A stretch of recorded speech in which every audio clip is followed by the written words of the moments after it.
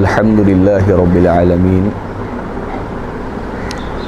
والصلاة والسلام علی سیدنا محمد الصادق الامین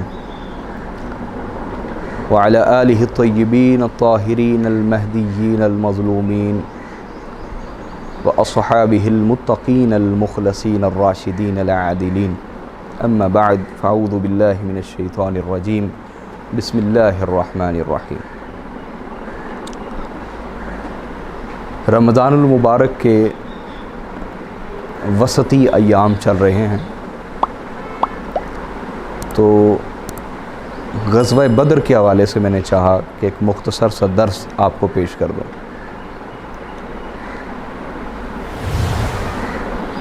غزوہ بدر بہت ساری جہتوں کے اعتبار سے بہت اہمیت کی حامل جنگ ہے۔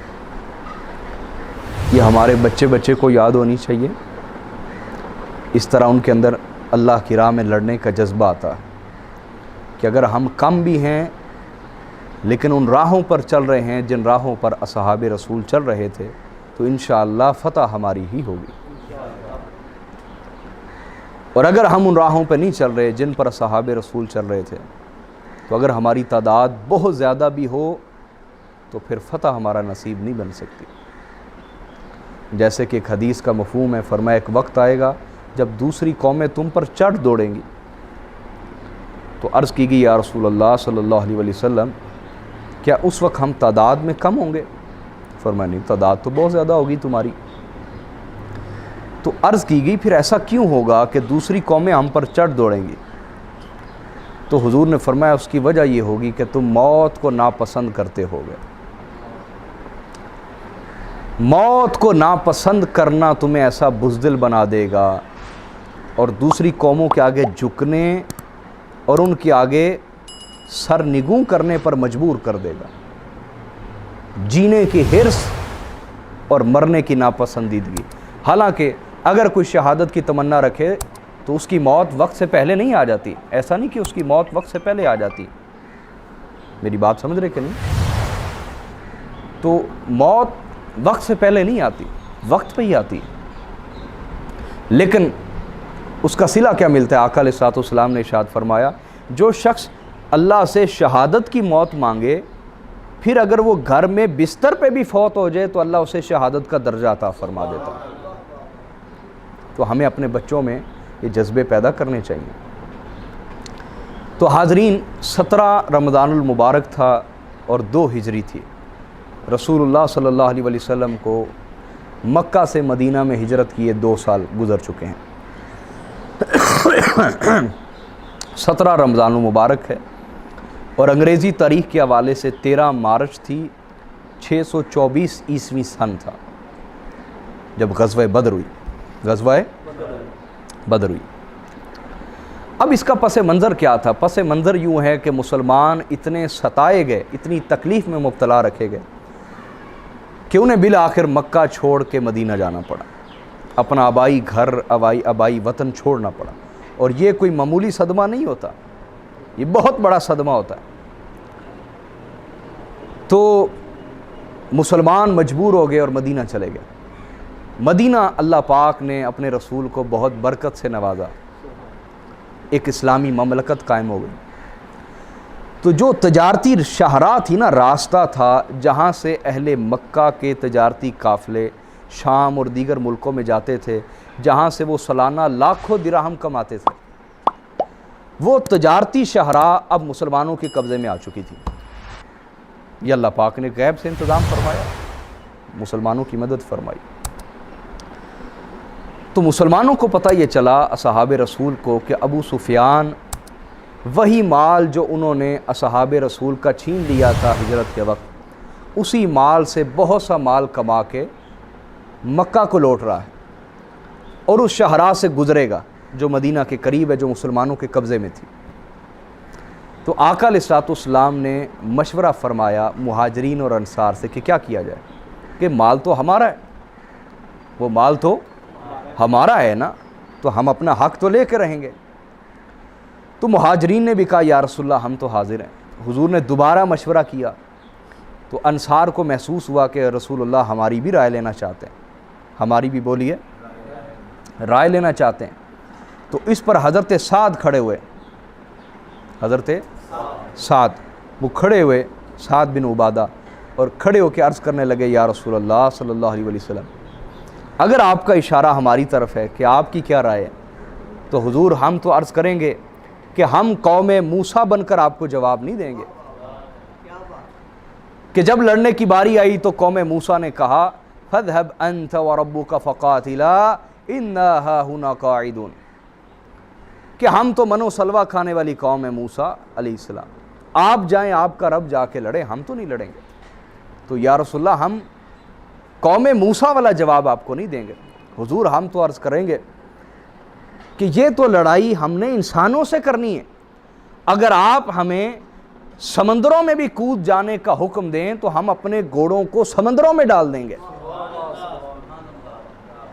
یہ تو آپ انسانوں سے لڑنے کی بات کر رہے ہیں یا رسول اللہ، اگر آپ ہمیں برق الغماد پہاڑ سے ٹکرانے کی بھی اگر آپ حکم دے دیں تو یا رسول اللہ صلی اللہ علیہ وسلم انسان تو کیا ہم پہاڑوں سے ٹکرا جائیں گے، پہاڑوں سے لڑ جائیں گے۔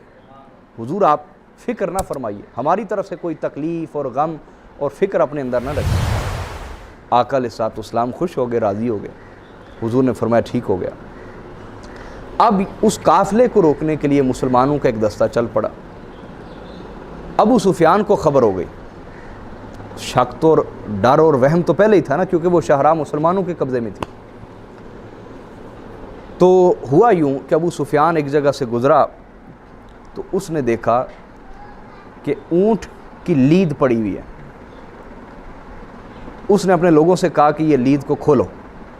جب کھولا گیا تو اس کے اندر کھجوروں کی گٹھلیاں تھیں، کھجوروں کی، وہ جو رسول اللہ نے فرمایا میرا جو فرعون ہے وہ زیادہ سخت ہے، یہ بہت ذہین لوگ تھے۔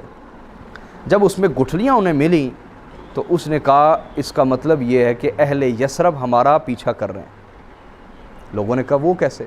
کہا دیکھو وہاں کے جو اونٹ ہیں وہ گٹھلیوں سمیت کھجوریں کھا جاتے ہیں، گٹھلیوں، تو چونکہ اس کی لید سے یہ گٹھلیاں بھی نکلی ہیں لہٰذا یہ واضح علامت ہے کہ وہ ہمارا پیچھا کر رہے ہیں۔ تو اس نے ایک تیز گھڑ سوار کو بھیجا مکہ، اس نے وہاں جا کے وویلا کیا، شور کیا، لوگوں کو آگاہ کیا کہ تمہارا قافلہ جو لاکھوں درہم کا مال لے کے تم تک آ رہا تھا وہ لٹ گیا، مسلمانوں نے اس پہ حملہ کر دیا۔ اس پر اہل مکہ نے 1000 کا لشکر تیار کیا ابو جہل کی قیادت میں۔ کس کی قیادت میں؟ ابو جہل کی قیادت میں یہ لشکر تیار کیا گیا۔ اب یہ لشکر بڑے غم و غصہ کی حالت میں تیار ہوا، اس وجہ سے لوگ جوک در جوک اس میں شامل ہوئے اور آنن فانن 1000 کا لشکر تیار ہو گیا۔ امیہ بن خلف جو حضرت بلال کا آقا تھا نا، جو سزائیں دیتا تھا، تو وہ ایک جگہ بیٹھا، وہ نہیں جا رہا تھا، بہت موٹاپا تھا اس کو اور وہ بہت بزدل آدمی تھا۔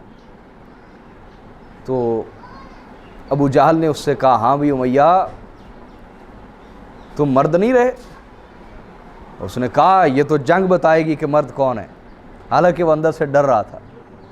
اس نے کہا یہ جنگ بتائے گی مرد کون ہے، تم ہو میں ہوں۔ سمجھ آ رہی یا نہیں آ رہی؟ میں تیار ہوں۔ جب ابو جہل چلا گیا اس نے خوب اس کو گالیاں دی کہ بدبخت خود بھی مرے گا مجھے بھی موائے گا، لیکن چونکہ ان کے اندر غرور اور فخر بہت زیادہ تھا اس لیے وہ غرور میں آ کے چل پڑا صاحب، غرور میں آ کے موت اسے لے چلی۔ اب یہ قافلہ اپنی بدمستی کے ساتھ مدینے کی طرف چل رہا تھا۔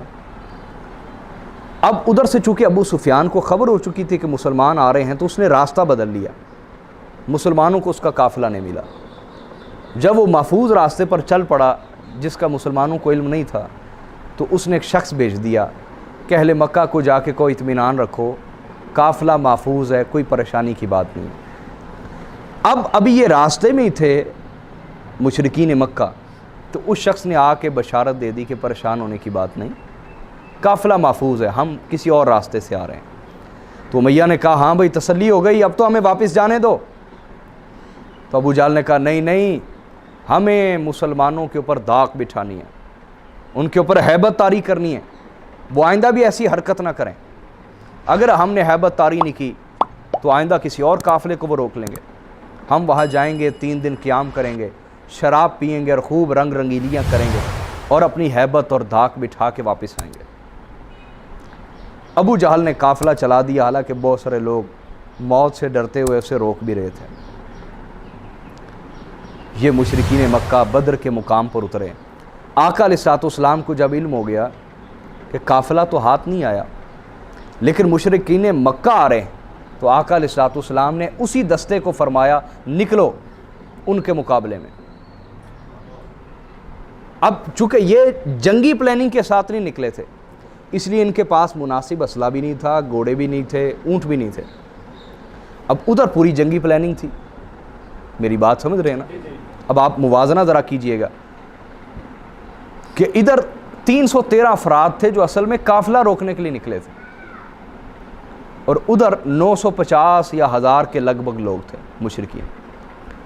مسلمانوں کے پاس صرف 70 اونٹ تھے سواری کے لیے اور 2 گھوڑے تھے، بس 2 گھوڑے، اور ان کے پاس 100 گھوڑے اور 700 اونٹ تھے ان کے پاس۔ اتنی سواریاں تھیں ان کے پاس، جدید اسلحے تھے ان کے پاس، اور ادھر اسلحے کی شدید کمی تھی۔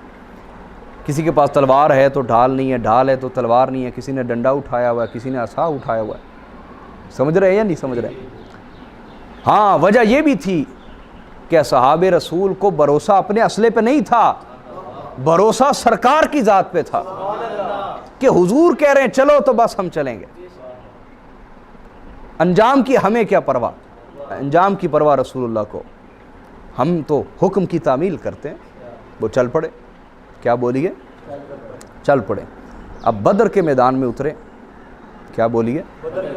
بدر کے میدان میں مشرکین نے پہلے ہی قبضہ کر لیا پانی وغیرہ پہ، مسلمانوں کو پانی کی بھی شدید کمی ہو گئی، اور جو انہوں نے پڑاؤ کیا تو انہوں نے بالکل میدانی جو جگہ تھی نا، پتھریلی میدانی جو جگہ تھی، مٹی جہاں بالکل ہموار تھی، وہاں پہ انہوں نے قیام کیا۔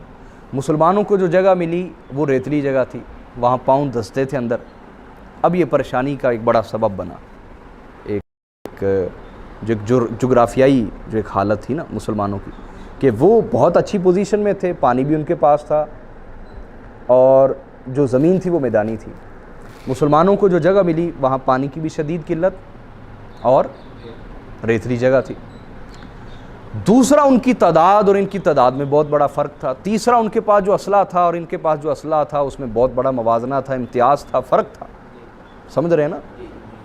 اس پر ایک کیفیت تو طاری ہونی تھی نا فکر مندی کی، تو آقا علیہ الصلوۃ والسلام کو ایک فکر والی کیفیت آپ کے اوپر طاری ہوئی۔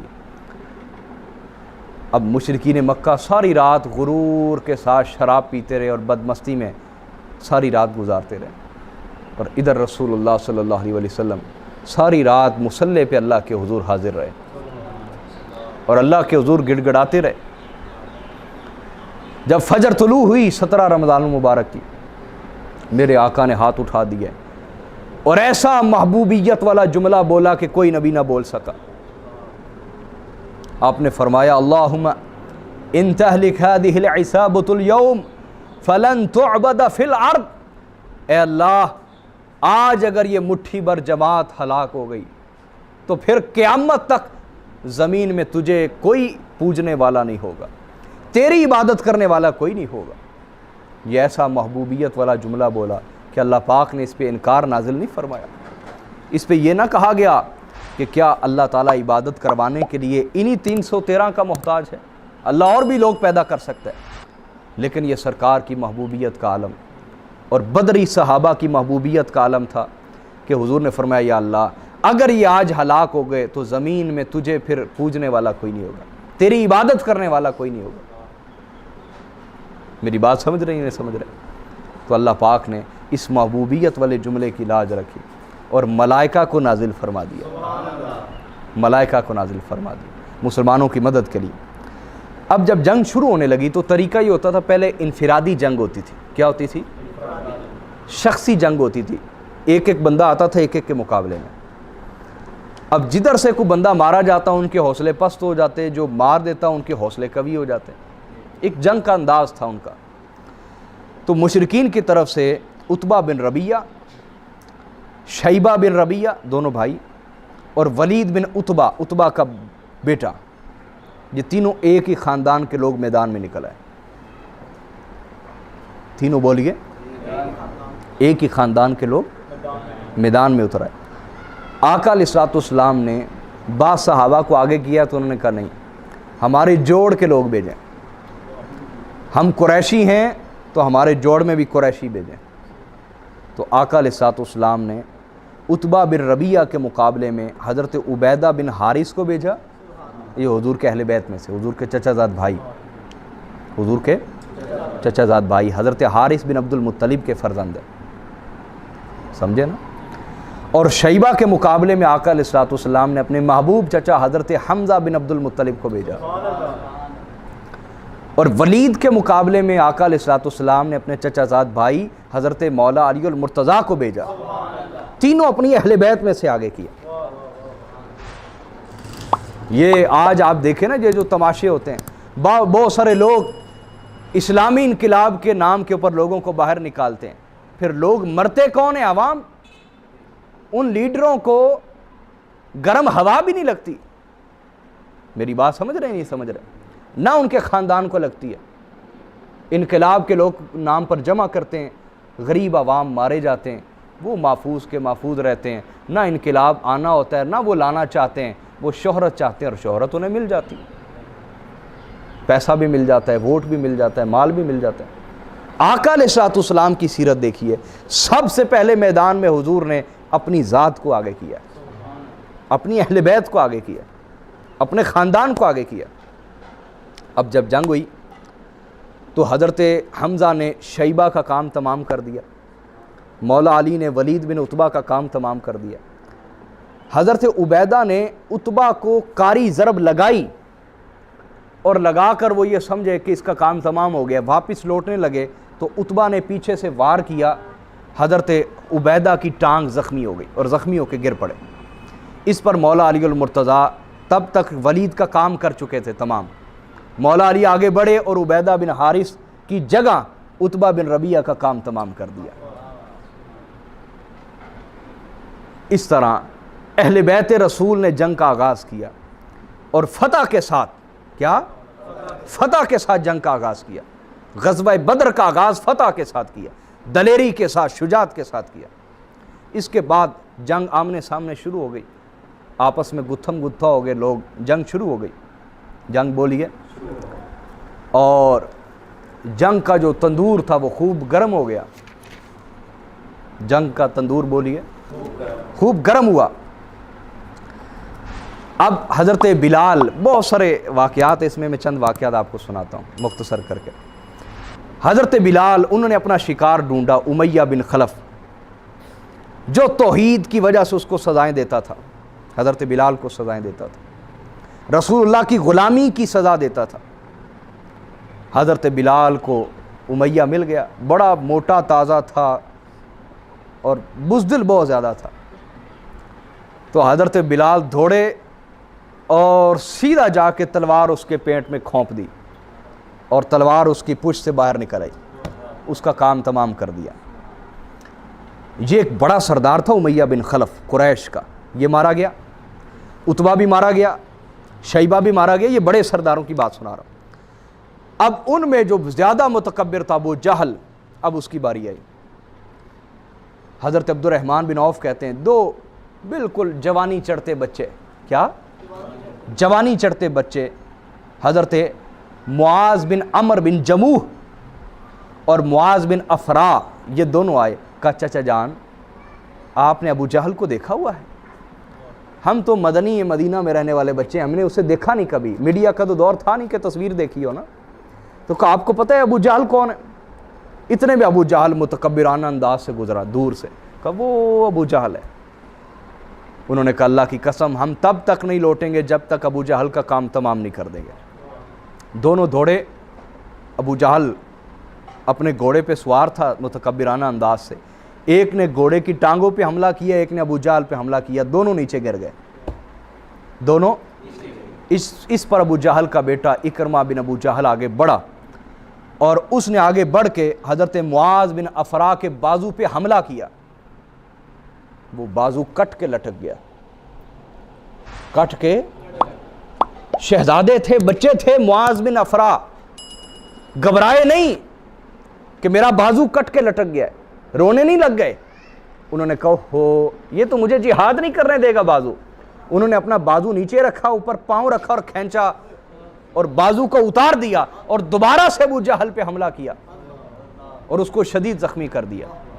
جب وہ بالکل بے بس ہو کے گر گیا تو حضرت عبداللہ ابن مسعود آ گئے.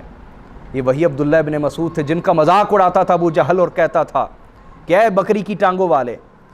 حضرت عبداللہ ابن مسعود, کپڑے کی کمی تھی اس دور میں, تو ٹانگیں آپ کی ننگی ہوتی تھی جب قمیض پہنتے تھے نا, کرتا لمبا ہوتا تھا لیکن ٹانگیں ننگی رہتی تھی. غربت کا دور تھا, بڑی محتاجی اور غربت کا وقت تھا, تو وہ آپ کی ٹانگوں کا مذاق اڑایا کرتا تھا اور کہتا تھا بکرے کی ٹانگیں والے یا بکری کی ٹانگیں والے, مذاق اڑاتا تھا. حضرت عبداللہ ابن مسعود تلوار لے کے اس کے اوپر کھڑے ہو گئے. کہنے لگا ہائے افسوس, میرا سر بھی کاٹنے لگا ہے تو کوئی سردار نہیں کاٹنے لگا. پھر غرور سے بولا بکری کی ٹانگیں والا میرا سر کاٹنے لگا. آپ نے فرمایا اللہ تیرا غرور خاک میں ملانے والا ہے. اس نے کہا ابن مسعود میرا سر یہاں سے نہ کاٹنا, یہاں سے کاٹنا, تاکہ جب تم سروں کو قطار میں رکھو تو اس میں بھی سر میرا اونچا ہونا چاہیے. یعنی مرتے وقت بھی تکبر گیا نہیں ہے. کہنے لگا میرا سر ذرا نیچے سے کاٹنا تاکہ تم جب سروں کو قطار میں رکھو تو میرا سر اس میں اونچا لگے. حضرت عبداللہ ابن مسعود نے اس کا سر کاٹا اور اس کا کام تمام کر دیا. میری بات اب سمجھے یا نہیں؟ اس طرح ایک زبردست جنگ ہوئی جس میں بعض صحابہ فرماتے ہیں کہ ہم جب کسی پر حملہ کرنے لگتے تو اس کی گردن خود ہی کٹ جاتی. کسی کو تیر مارتے تو وہ پہلے اس کو تیر لگ جاتا. یہ کون لڑ رہا تھا؟ یہ 7 فرشتے بھی لڑ رہے تھے. 7 بولیے, فرشتے بھی لڑ رہے تھے. میری بات اب سمجھے کہ نہیں؟ اب اس طرح جب جنگ ختم ہوئی تو مسلمانوں میں سے 14 اصحاب شہید ہوئے. کتنے؟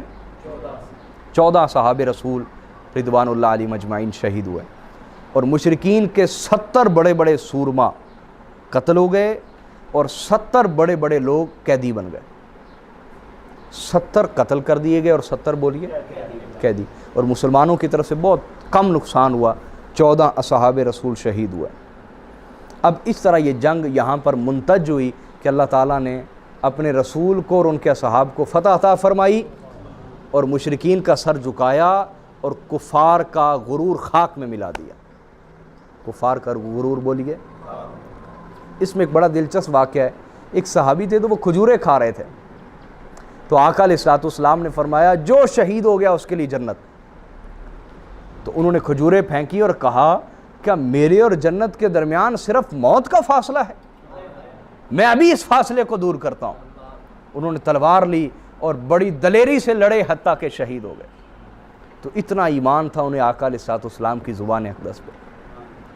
اب یہ جو غزوہ بدر ہوئی اس کے نتائج کیا نکلے؟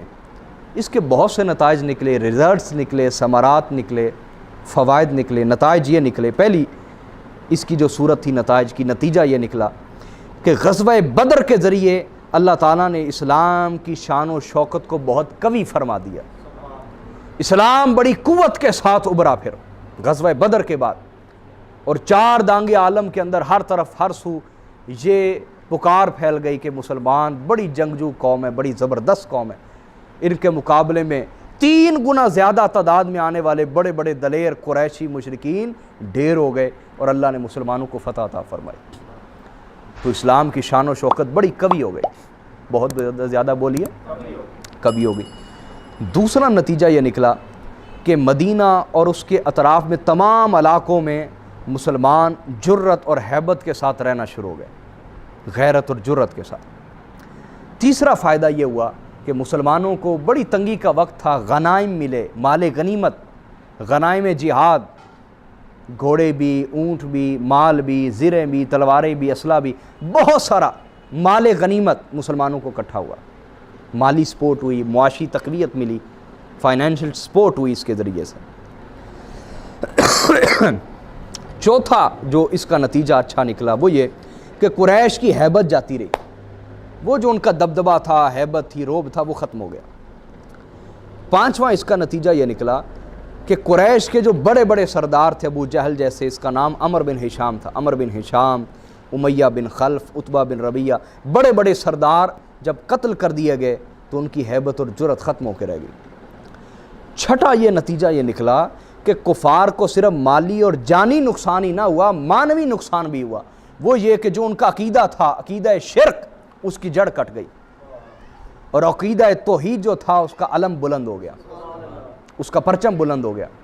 अकीदा तौहीद बड़ी मजबूती के साथ फैला ग़ज़वा बदर के बाद। ये मानवी तौर पर नुकसान हुआ कुरैश को। तो अल्लाह पाक ने ये पहली फतह थी जिसको बुनियाद बनाया, क्या? इस्लामी फतवाहात के लिए। और इसमें मैन ऑफ द वॉर कौन थे? जैसे मैन ऑफ द वॉच होता है ना, मैन ऑफ द मैच होता है, मैच में जो सबसे अच्छी कारकर्दगी दिखाता है, परफॉर्मेंस दिखाता है, तो मैन ऑफ द वॉर, मर्द मैदान कौन था ग़ज़वा बदर में? हाँ, ग़ज़वा बदर का मर्द मैदान हज़रत मौला अली अल मुर्तज़ा थे कि 70 मुशरिकीन मारे गए और उनमें से 37-38 लोग सिर्फ हज़रत मौला अली अल मुर्तज़ा ने कत्ल किया। तो आप मैन ऑफ द वॉर थे, मैन ऑफ द वॉर, मर्द मैदान थे हज़रत मौला अली अल मुर्तज़ा। गोया फुतूहात इस्लामिया, इस्लामी फुतूहात की बुनियाद ही हज़रत मौला अली अल मुर्तज़ा ने रखी। उसके बाद फिर जितनी भी फुतूहात हुई उन सब का अजर मौला अली के हिस्से में जाता चला गया। अल्लाह रब्बुल इज़्ज़त ग़ज़वा बदर को याद रखने, अपने बच्चों को सुनाने, उन्हें याद कराने और उनमें दलेरी और शुजाअत पैदा करने के अल्लाह तौफ़ीक़ अता फ़रमाए। व मा अलैना इल्लल बलागुल मुबीन।